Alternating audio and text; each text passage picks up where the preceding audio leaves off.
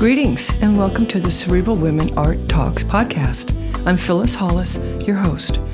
As an extension of my Instagram page, Cerebral Women, this podcast offers insights into the visual art world.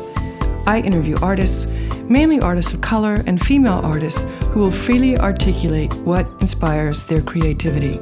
In addition, you'll hear interesting perspectives from dedicated art professionals who work with artists and the art institutions that feature them.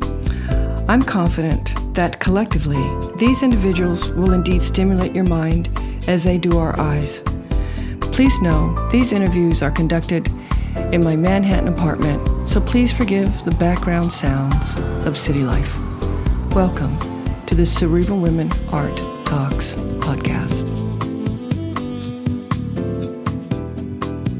In this episode of the Cerebral Women Art Talks podcast, I featured Dr. Eugenie Tsai.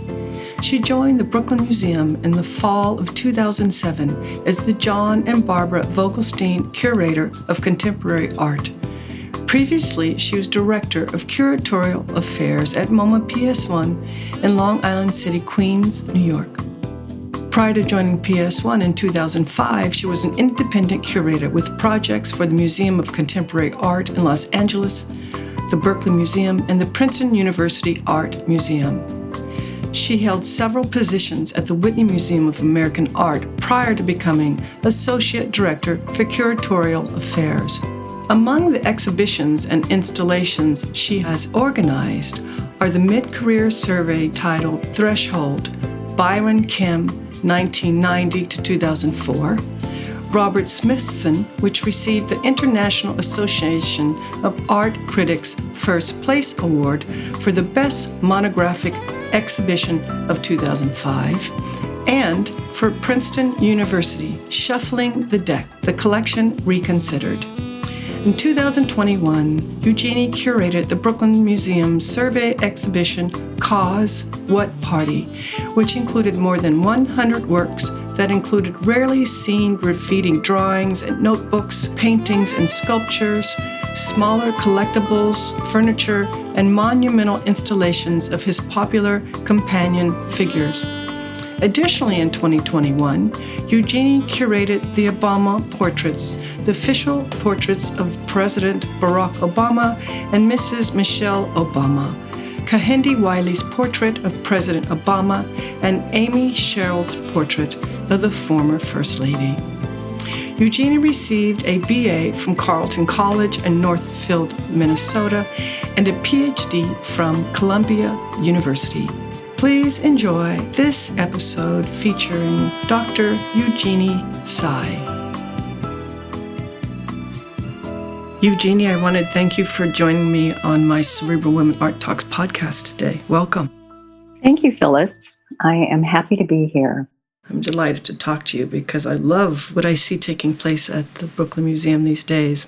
That makes me happy. Oh, yeah, it's wonderful. When in your life did you recognize your love for the visual arts? I was one of those kids who was always interested in art, and my mother was interested in painting in particular. I don't really know how I became interested in art. My parents were immigrants, so English was their second language. So I sometimes think that the way I really accessed the world was through visuals, ranging from works of art, but just the power of observation and looking at what's going on around you and analyzing it. I mean, that's really how I started. I mean, I've just been an incredibly visual person my entire life. And I sometimes wonder if my parents, because English was their second language, I didn't have a sense of a literary tradition or, theatrical, history. But what was around me was so readily available. So I always liked to draw and make things with my hands. And since my mother was interested in painting, we had books around. My parents were as good immigrants who wanted to become Americans, took us to museums and theater and cultural activities. So that was my beginning. And what inspired you to study art? I wanted to be an artist at a certain point in my life. And then when I was in college, I realized that I really wasn't talented or motivated enough to be an artist. I took an art history course, which I loved, and realized it just opened a whole world to me. All of these different traditions of art, which you could learn about, but you didn't have to practice. So that was how I became an art historian. And then I was always very interested in contemporary art. I have to credit the Walker Art Center in Minneapolis for opening my eyes to contemporary art. I used to go there a lot, not only as a child, but in high school, and just spend a lot of time in the galleries. And everything was kind of different, and I didn't understand everything, but it was exciting to me. And I think that excitement is one of the things that led me to continue looking at contemporary art. Yeah, I was about to ask you what art movement turned you on as a young person. Well, it isn't any particular movement, which it sometimes are individual works of art. I mean, one of the works I saw at the Walker was Franz Marc's. It was a painting of red horses. And I think it's one of their signature images, but I always looked at it and, kind of puzzled over it before I knew anything about Marc. Just, oh, what an interesting image. Oh, what is it? And, the works of art seem to ask these questions, which kind of led me not down rabbit holes, but, really kept my interest. And so I feel like it was just a way for me to access culture and what was going on, art in general. Everything I know about Catholicism, I learned through Italian Renaissance art and all of the iconography of, the Annunciation, the crucifixion, the resurrection, all of the different symbols. And so different artists and different periods do that for me. It just opens areas of knowledge that I might not otherwise look at or care about. But somehow seeing it visually and wanting to know more about it was the key for me. And have you been drawn always to figurative work?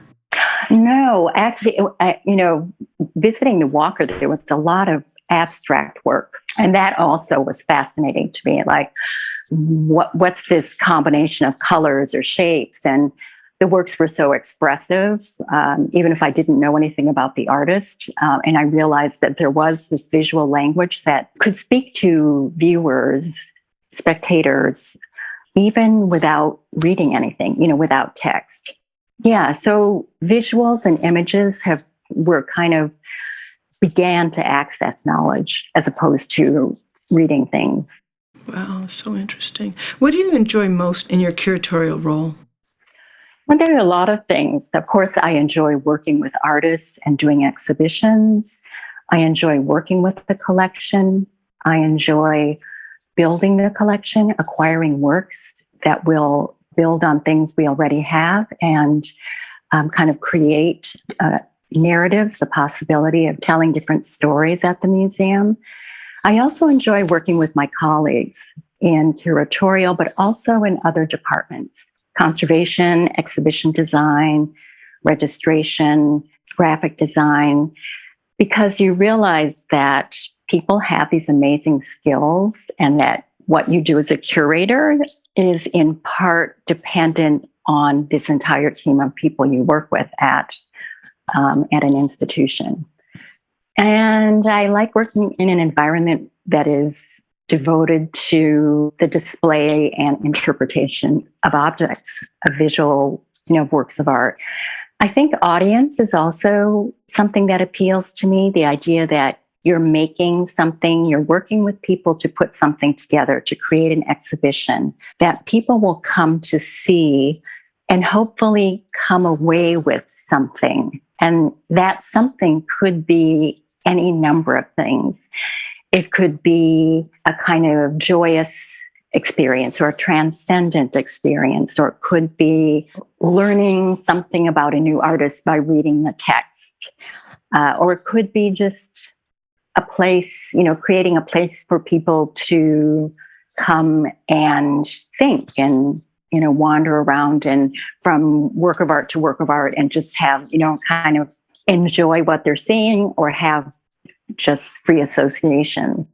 And what's your relationship with artists like?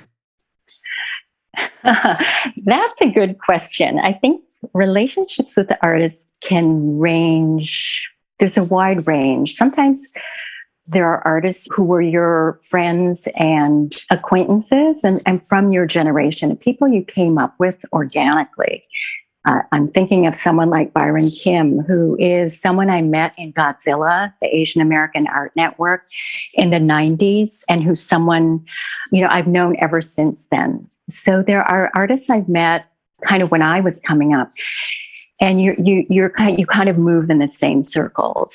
And then there are artists who you work with for various other reasons, and you're maybe not friends with them, but you generally are admirers of what they do, or you're interested in learning more about their work. And often you're working on an exhibition and you're both striving to present the best possible exhibition. And you might have different ideas about it, but you're both striving for the same thing.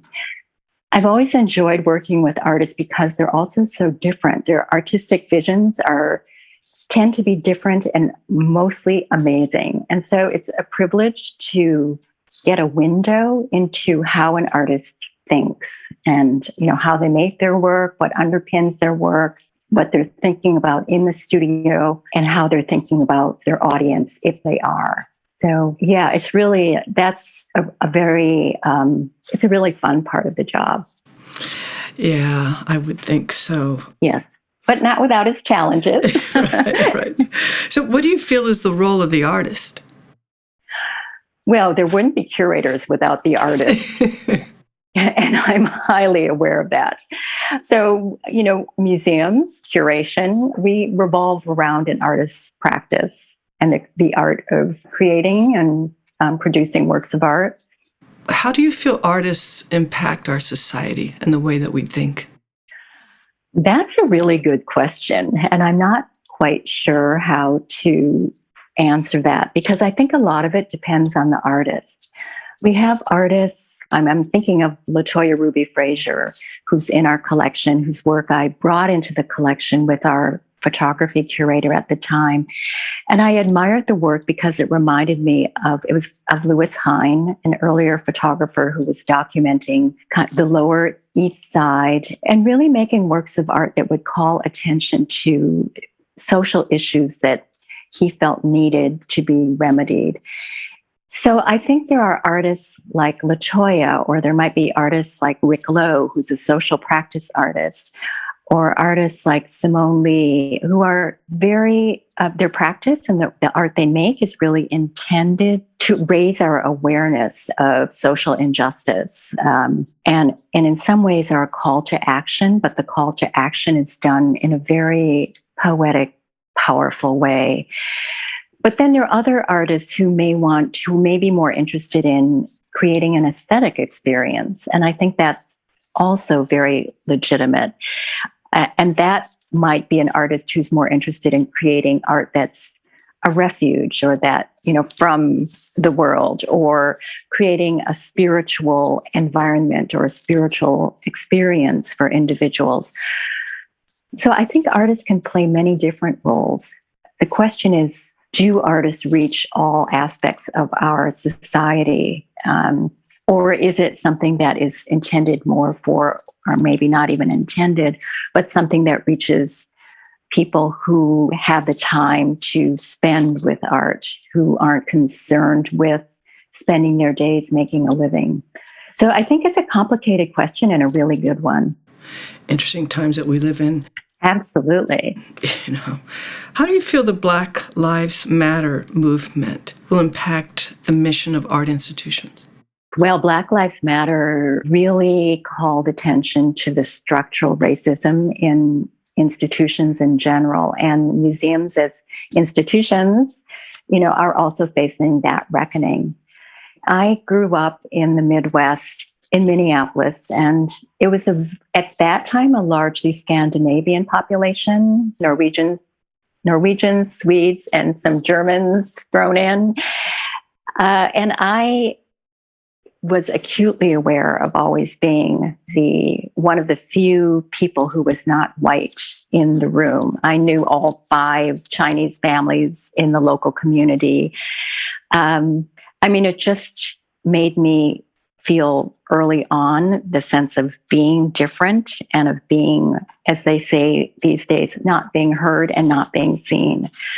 And when I moved to New York, I felt so comfortable. I felt that I could blend into a larger population. I didn't feel that I was always on display, and I didn't feel that people were looking at me as someone who was different and always commenting on that difference.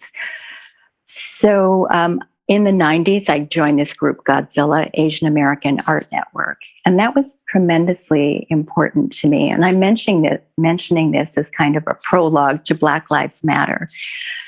I was in graduate school at the time, and I was studying all of the canonical artists. I know quite a bit about French Impressionism, 19th century French art, about Italian Renaissance art, American 19th century painting. And I really love canonical art, but I also realized that that is only part of the story. I was in Godzilla, Asian American Art Network, which is a group of artists and arts professionals. We would have slide slams where artists would present their work. We started a newsletter. This was pre-digital, so everything was done analog, with reviews and articles. And it was a way of communicating with our local community and gradually to Asian American communities across the country. But what it did was make me highly aware that what I was learning in graduate school about European art was only part of the picture. What I was learning with Godzilla, opened a world to me.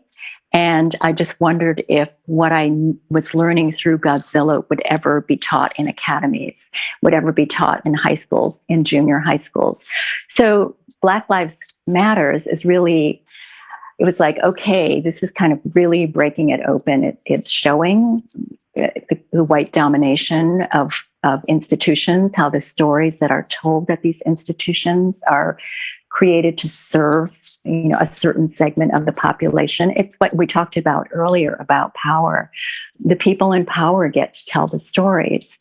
And so I think it's incredibly important now that that is being questioned and that real efforts are being made, real strides are being made in bringing in stories that have been erased and creating a more truthful cultural, I won't say narrative, but showing different cultural narratives, which are so important.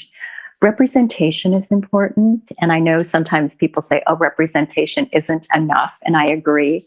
But I think representation, seeing yourself represented in a cultural institution as a subject and a maker, is incredibly powerful.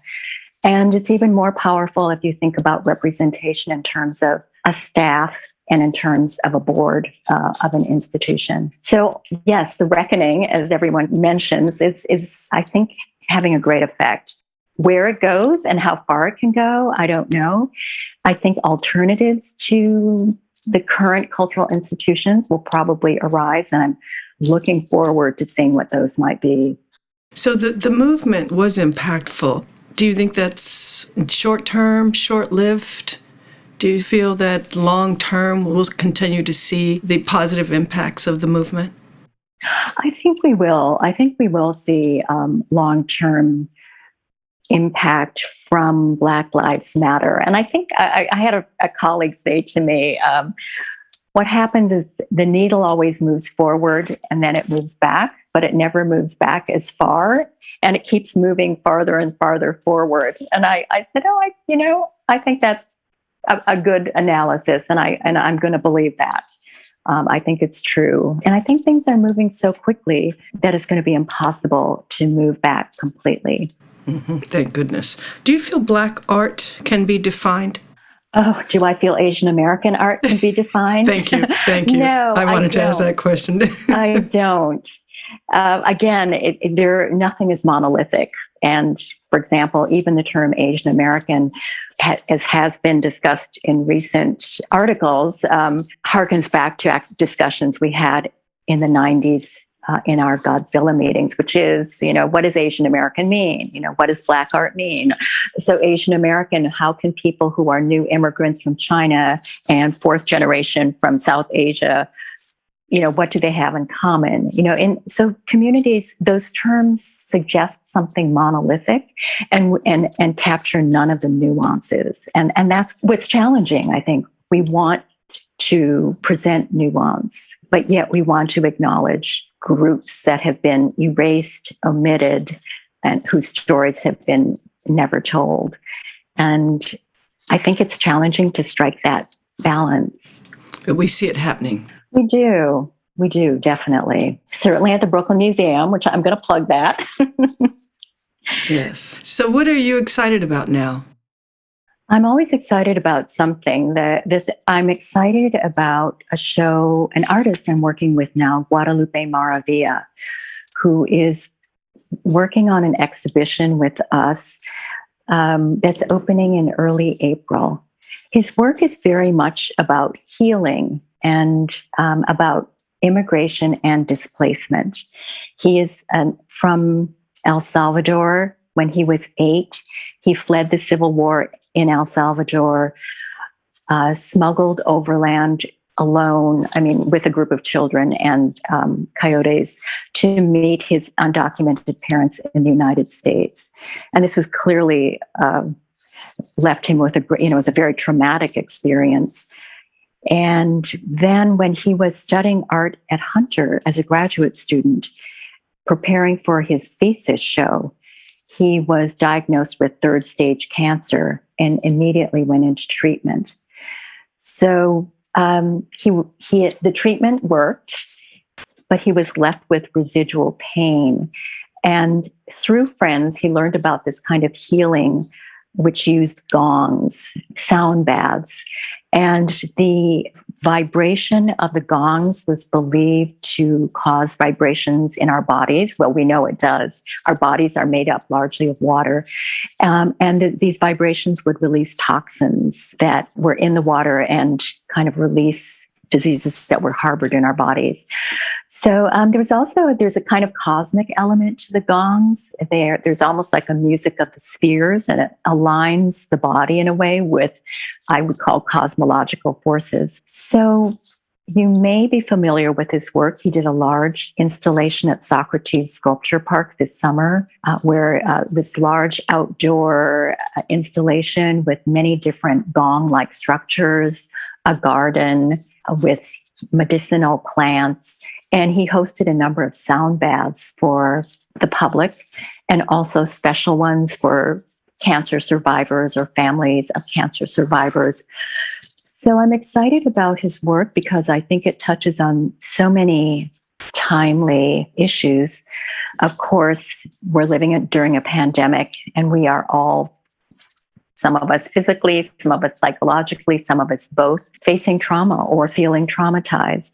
So to be working with an artist whose art is devoted to healing is really remarkable and special. And so I'm extremely excited about it. He works with undocumented communities as well. And again, a topic that's front of mind for many of us. And just the need for care for those communities in particular is very important. Well, it's fascinating. It's evolving, yes. We're getting closer to our final layout, and it's very exciting. My goodness, I can't imagine. And the Obama Portraits Tour was also very exciting. The Obama Portraits Tour was incredibly exciting. Kehinde Wiley is someone I've worked with before on several occasions, and I'm such a big fan of his work, and I think the portrait is extraordinary. And Amy, I've never had the opportunity of working with, but I have admired her work ever since I saw it. And she's definitely someone whose work I would love to add to our collection if the opportunity ever arises.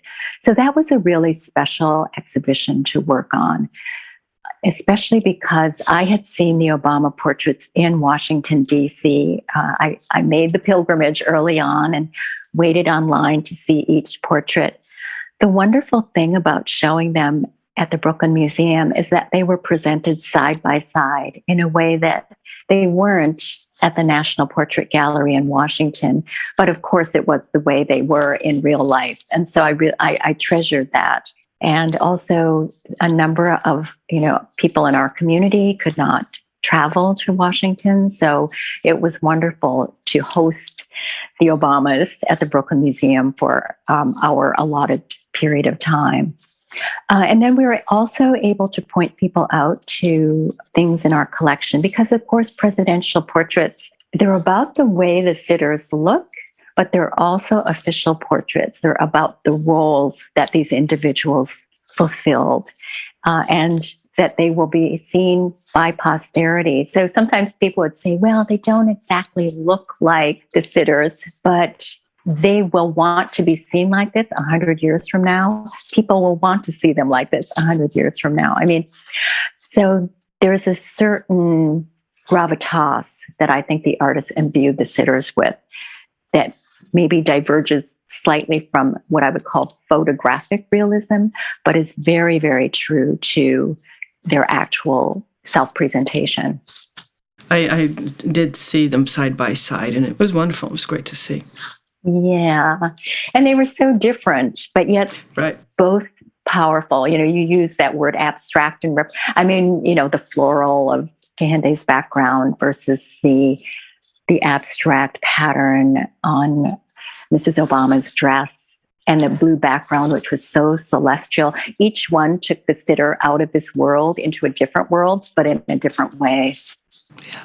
Interesting perspective. Thank you. This has been a great conversation. I really appreciate your time. Well, thank you. Yeah. Our final question is, how do you want to impact the art world? Well, that is, if I thought I could impact the art world, that's just such an amazing question. What I hope to do, and what I think I have done, is tell some of the stories that haven't been told up to this point and broadened the canon and enlarged our view of contemporary art history. And I don't mean to sound pretentious about that, but I am proud about some of the exhibitions I've done and works that I've brought into the Brooklyn Museum and into other museums. One of my proudest acquisitions was at the Whitney. It was the Martin Wong Kissing Fireman. I'd forgotten the title, but I remember when that was accepted by the collection committee, and I was so thrilled that his painting would be in the collection of the Whitney Museum for people to see. Because no matter what we think about museums, they do shape our view of cultural history. And so having a work in a collection where it can be taken out and shown, I think is really important. There's a show that I have up right now called The Slipstream: Reflection, Resilience, and Resistance in the Art of Our Time. That has a number of artists I think are important for now and for posterity. And so that's the kind of exhibition I was proud to do, and I would like to do more of, creating narratives that center artists of color, creating narratives that focus on connection, that focus on collaboration, that focus on spirituality and joy. But I'm not sure, I think I'm trying to think of how one has impact in the art world. So I'm just saying I'm doing these small things, and I'm hoping that the small things I do will add up to have some meaning to someone, to visitors, or something in the future. Oh, yeah. No question. No question. You are definitely having an impact. Just the way you think is having an impact. Thank you so much. Appreciate your time. Oh, no, it was a pleasure to speak to you, Phyllis. Thank you so much for inviting me. Sure. Thank you for listening to Cerebral Women Art Talks podcast. For additional content, please visit cerebralwomen.com and be sure to follow Cerebral Women on Instagram.